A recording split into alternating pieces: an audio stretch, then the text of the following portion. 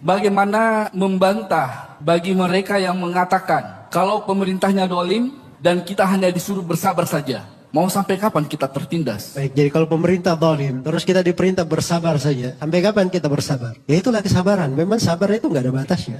Ya, sabar, kemudian sabar, lalu bersabar, setelah itu sabar lagi, dan ditutup dengan sabar lagi. Ya, semuanya sabar. Karena Nabi SAW memberi ketentuan seperti itu. Kata beliau SAW dalam hadits riwayat Al-Bukhari, "Isbiru hatta talqauni alal haud." Sabarlah kalian sampai kalian menjumpaiku di telaga. Nabi kita jumpai di telaga. Telaga mana ini? Bukan telaga goa sana ya. Ini telaga di akhirat. Jadi sabarnya itu sampai hari kiamat. Nanti kelihatan buah kesabaran itu ketika berjumpa dengan Nabi di telaga. Oh ini betul-betul umatku ini. Ketika ada pemerintahnya zalim, saya perintah dia sabar, dia betul-betul bersabar. Berjumpa denganku di telaga. Tapi coba kalau kita tidak sabar, bagaimana jadinya ketika kita mendatangi telaga Nabi? Oh ini orang-orang yang saya sudah katakan kalian sabar, kalian tidak bersabar. Gak tahu apa yang akan terjadi. Dan harus diketahui bahwa ada orang-orang yang diusir dari telaga Nabi. Ketika ditanyakan oleh Nabi, kenapa mereka diusir? Dikatakan kepada beliau, innaka la tadri ma ahdathu ba'dak. Kamu Nabi Muhammad tidak mengetahui apa yang mereka ada-adakan setelahmu. Nah, itu tidak sabar terhadap kezaliman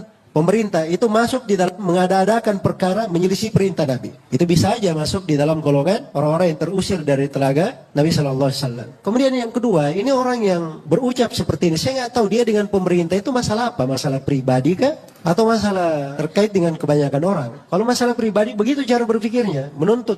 Jiwanya itu besar sekali menuntutnya. Tapi kalau masalah dia, tidak ada masalah pribadi, nah itu akal sehat. Agama, dua di dalamnya. Kita diperintah bersabar. Sebab kalau hak kita tidak dapatkan di dunia, Allah akan berikan di akhirat. Kesabaran dapat pahala. Dan itu hal yang diperintah. Dengan sabar itu membantu orang yang zalim bisa menahan kezalimannya. Itu berbagi manfaat di belakangnya. Makanya kalau mau lihat ciri hati yang benar itu, yang baik, lihat itu Imam Ahmad yang saya beri contoh tadi. 3 generasi pemerintahan coba diperlakukan tidak benar. Tapi bersamaan dengan itu, beliau berkata, kalau saya punya doa yang dikabulkan, saya akan peruntukkan doa ini untuk kebaikan pemerintah. Nah, itu hati yang bersih itu. Nah, itu Rasulullah SAW bersabda, "Thalathun la yaghillu alaihinna qalbun mri'in muslim." Ada 3 perkara. Yang kalau 3 perkara ini berada di hati seorang muslim, hati ini tidak akan membawa dengki, tidak ada penyakit sama sekali di hatinya.